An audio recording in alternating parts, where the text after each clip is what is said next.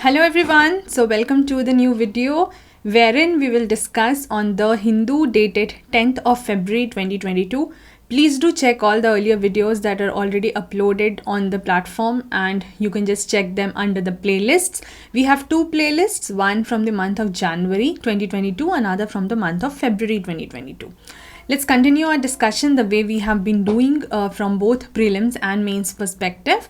Those of you who are new to the channel, please do subscribe to the channel. You can just click on the icon that you are seeing on the screen and you can subscribe. Also, please do like, comment and share. Please help me spread the word. Do let me know via your feedbacks so that I do understand the way I am proceeding, how much it is helpful, how much not, what changes would you like me to have, etc. etc. Let's continue. So we discuss here 10th of February 2022. On the first page, because now the elections have started, the first phase, especially in UP अगर हम बात करते हैं, so the date was 10th of February. तो इसीलिए अब आपको election के वैसे भी काफ़ी न्यूज़ मिल रहे थे, अब और मिलेंगे. So if you are interested into state politics, of course you should read the news, but if you are just doing it from the examination perspective, this is not something that is as such needed. तो अपने exam के हिसाब से अगर हम front page पे बात करते हैं, so the most important news that has come here is that the scientists set new record in the fusion energy. ठीक है, तो ये साइंस एंड टेक पर्सपेक्टिव से भी इम्पॉर्टेंट है काफ़ी ज़्यादा. इसी का फॉलो अप आपको 11th of February के न्यूज़पेपर में भी मिलेगा, because I am recording this of the 10th of February का I am recording on 11th only, so you would be getting both the videos at once. इसमें इसका पूरा explainer जो है वो फॉलोअप के हिसाब से मिल रहा है. तो ये दोनों न्यूज़ आप साथ में कंबाइन करोगे, so you would be better understanding the whole concept. Now let's see what they have given here.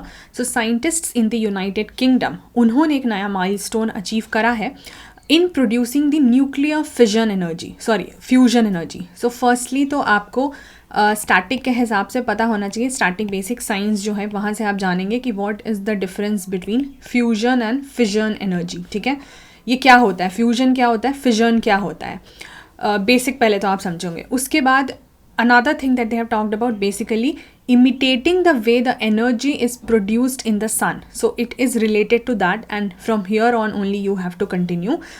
अब इन्होंने जो बात करी है कि न्यूक्लियर फ्यूजन की, जैसे इन्होंने बात करी, that is one of mankind's long standing questions और quest you can say for which the people और the scientist have been asking, finding the answers for and trying to discover new things, because it promises to be low carbon. So these are the features that you can remember. Safer than how the nuclear energy is produced now, and also with an efficiency that can technically exceed 100%. और ये जो team है that is there at the Joint European Torus Facility near Oxford. अब कुछ चीज़ें ध्यान रखनी है, जैसे यहाँ इन्होंने एक मशीन का नाम दिया है that you can remember. Then they have also talked about the isotopes of hydrogen. So again आपको बेसिक स्टैटिक्स से पता होना चाहिए कि आइसोटोप क्या होते हैं. Then they have talked about deuterium and tritium, ये सब आपको पता होना चाहिए. अब ये सब कैसे हो रहा है उसको इन्होंने एक्सप्लेन करा है. ठीक है, उसके बाद दे have also talked about another advanced version of the JET. JET क्या है, ये जॉइंट यूरोपियन टोरस फैसिलिटी की जो बात की गई है उसका एडवांस्ड वर्जन उन्होंने क्या बोला, ITER. अब ITER क्या है, so basically that is a fusion research mega project which is supported by 7 members. ठीक है, and you can see that India is also there. So that is why I just said that this news otherwise also in the experiments and everything becomes very important. और फिर member की तरह आप यहाँ पर India को भी ध्यान रखोगे. अभी इसमें जो कि इन्होंने एक छोटे लेवल पर ही इस चीज़ को आपको बताया है, जैसा मैंने आपको बोला. फॉलो अप में 11th को जब आप चेक करोगे, एक्सप्लेनर वाला जो सेक्शन है उसमें पूरा बड़े तरीके से इस चीज़ को बहुत साइंटिफिकली एक्सप्लेन किया गया है. So when I will reach to that page on that particular day I will show you that. उसके अलावा बाकी सब is just about the normal routine thing, election etcetera. Next is बहुत ज़्यादा कुछ नहीं था उसमें. पेज नंबर 5 पर अगर हम आते हैं, 3-4 चीज़ें हैं जो आपको स्टैटिक के साथ मिलाकर कवर करनी है. फॉर एग्जाम्पल द फर्स्ट, एक जैसे यहाँ पर आप देखोगे, again this is the news is very political. ठीक है, आपस में एक दूसरे को ब्लेम करना एट्सेट्रा एट्सेट्रा, हमारा वो बिल्कुल काम नहीं है. Irrespective of the political ideology that you hold और irrespective of the party that you support, how much interested you are in the politics, none is the business here. What is important is कि गोवा के liberation की बात हो रही है. अब आपको लगना चाहिए ना कि let's see, I have just seen the headline here, I don't know the news, ठीक है, and I am not going into the party politics and blame game and all those things. ये हेडिंग देख के आपको लगना चाहिए कि भाई देश तो आज़ाद हुआ 1947 में, तो गोवा अलग से क्यों लिबरेट हुआ? Why are we talking about Goa's liberation? Normal state की तरह होना चाहिए था. सो बेसिकली गोवा के केस में कहानी क्या है, सबसे पहले तो आपको ये पता होनी चाहिए. दूसरी चीज़, आपको एक लाइन क्या मिलेगी कि Goa would have been liberated in 1947 instead of being freed of the Portuguese in 1961. इसीलिए आपको ये चीज़ पता होना चाहिए सबसे पहले कि गोवा किसके अंडर में था. तो ये आपके modern Indian history plus your Indian polity दोनों के स्टैटिक से कवर होता है. जब आप अराइवल ऑफ द यूरोपियंस पढ़ते हो in the case of modern Indian history, क्योंकि देखिए British as a super power remained for a longer period of time after removing their rivals, after eliminating their rivals, but there were several European companies और let's say European powers who had invaded India. तो वो आपको पढ़ना है modern Indian history में. वहीं पर आप पोर्टुगीज, फ्रांस और ये सब डच वगैरह के बारे में पढ़ोगे. देन आप उसमें गोवा के बारे में पढ़ोगे. फिर आप पॉलिटी में जानोगे कि ये 47 की जगह 61 में लिबरेट हुआ था और किस पावर के अंडर था, ये आप जान ही चुके हो. बाकी इसका पोस्ट इंडिपेंडेंस हिस्ट्री के हिसाब से जो एंगल है, क्योंकि यहाँ पर किसी लीडर को ब्लेम करके ये बात की जा रही है, तो फिर वो पोस्ट इंडिपेंडेंस में कैसी चीज़ें रही थी, post independence history plus polity, that would again be a topic which you should know for like having a larger perspective. But यहाँ पे हम कोई पॉलिटिकल एंगल देखे बिना सिर्फ इस पर से क्वेश्चन डिराइव करने की कोशिश करेंगे कि फिर जो लिबरेशन की बात हो रही है वो क्यों हुई थी. वहीं से आपकी क्यूरियोसिटी का पता लगेगा. This is how you extract the content from any news rather. ठीक है, ऐसा नहीं है कि कोई चीज़ सिर्फ एग्जाम के एंगल से दिखे तो ही वो ज़रूरी होती है. कुछ ऐसे डिस्कशंस भी हमारे आसपास होते रहते हैं जो कि अदरवाइज न्यूज़ से रिलेटेड होते हैं, लेकिन हम उसमें से एग्जाम ओरिएंटेड बहुत सारी चीज़ें जो हैं वो निकाल सकते हैं. Another news is ISRO to launch new satellite on February 14th. I have already told you ISRO से related जो भी न्यूज़ है आप उसको हमेशा अपडेट अपने आप को करते रहेंगे रिलेटेड टू, क्योंकि वो आपका स्पेस टेक्नोलॉजी में science and tech which is your GS3 उसमें आता है, और प्रीलिम्स में तो है ही साइंस एंड टेक का पोर्शन. ठीक है, बाकी टाइप्स ऑफ सैटेलाइट वगैरह जैसे अर्थ ऑब्जर्वेशन सैटेलाइट क्या होता है, लॉन्च व्हीकल जो PSLV है वो क्या होता है, ये सब आपको पता होना चाहिए. I have talked about it in number of times earlier also. Another is INCOIS carries out coastal vulnerability assessment. अब आप देखिए कोस्टल एरियाज से रिलेटेड बात हो रही है कि कोस्टल एरियाज कितने वल्नरेबल हैं उसका असेसमेंट किया जा रहा है. तो which is the body that's carrying out that, of course that becomes important and they have talked about INCOIS. INCOIS क्या है?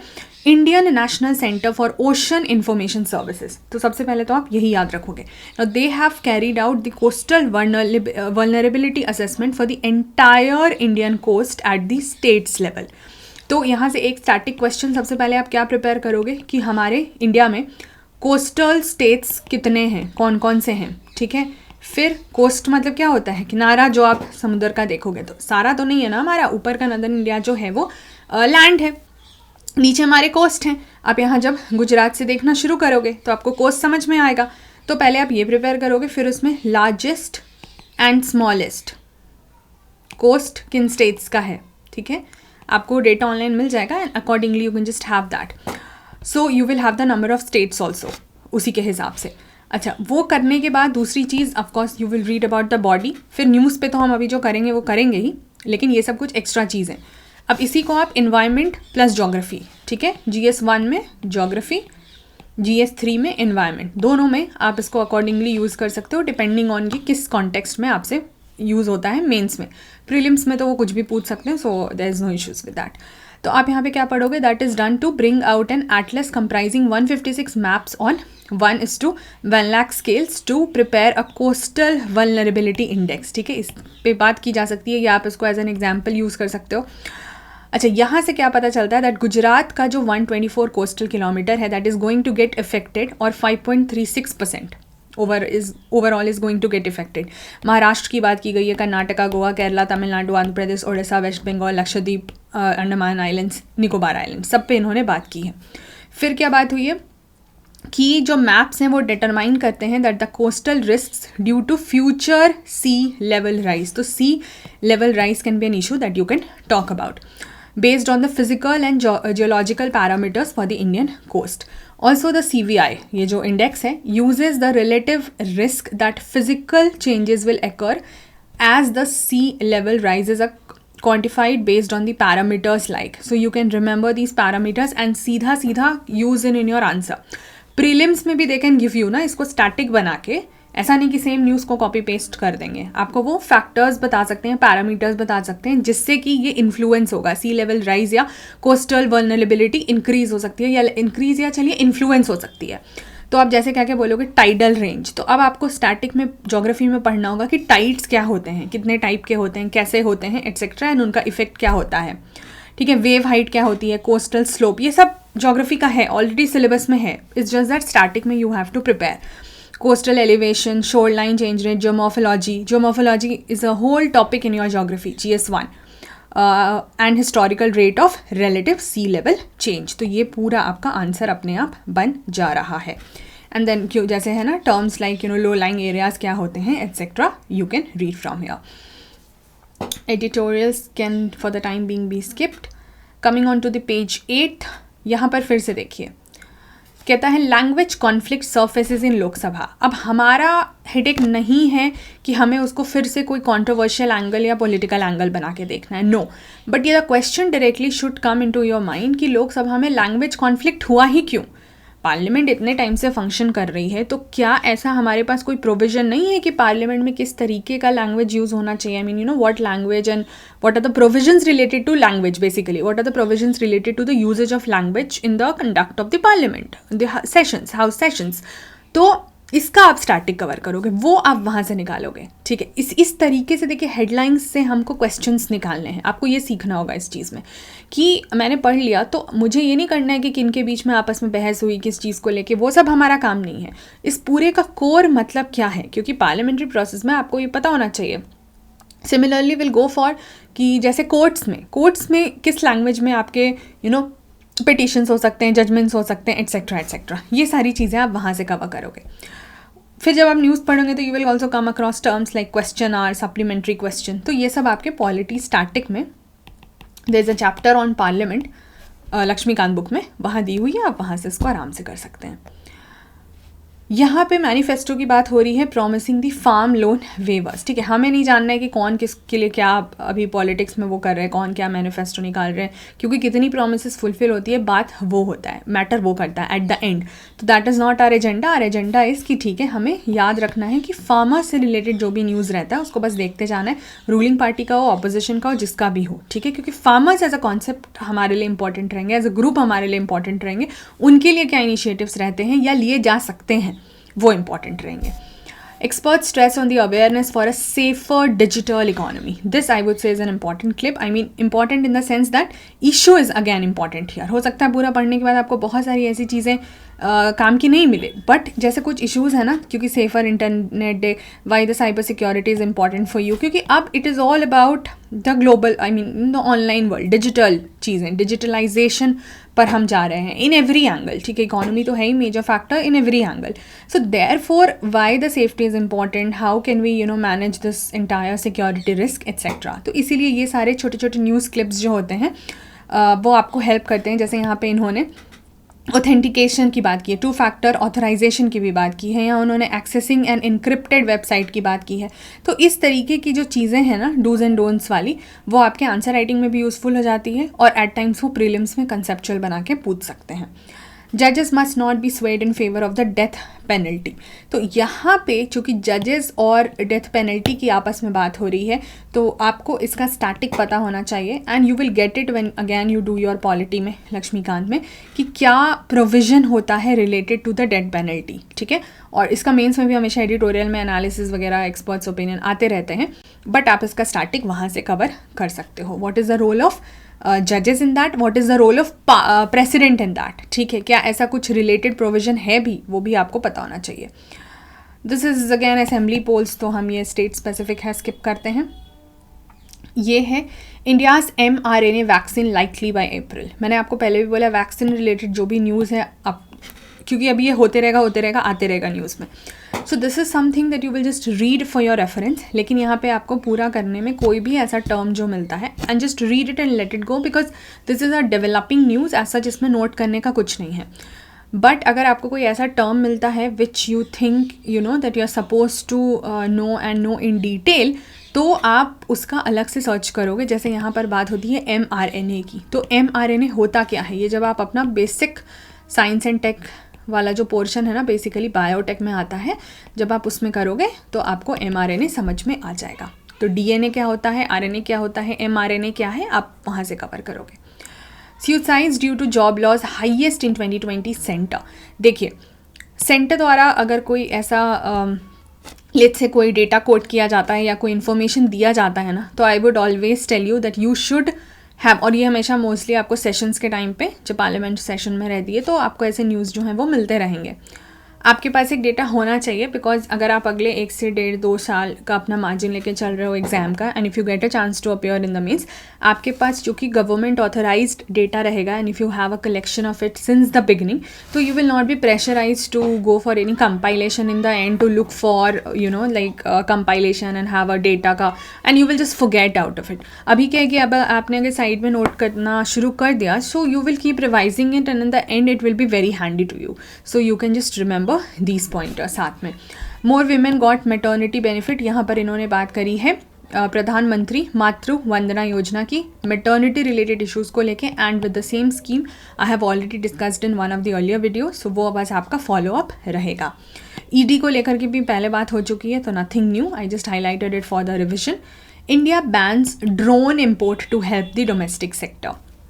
ड्रोन को लेकर के एक बार क्वेश्चन आया भी हुआ है, ड्रोन के यूजेस को लेके, and on another day there was a clip जहाँ पर इन्होंने न्यूज़पेपर में उन्होंने आपको यूजेस का एक पूरा बॉक्स बना के दिया था, and I had told you there that you should prepare that static portion from there, और उसमें अब जो भी एडिशनल न्यूज़ आती रहती है आप बस उसको हेडलाइन बना के नोट करते जाइए।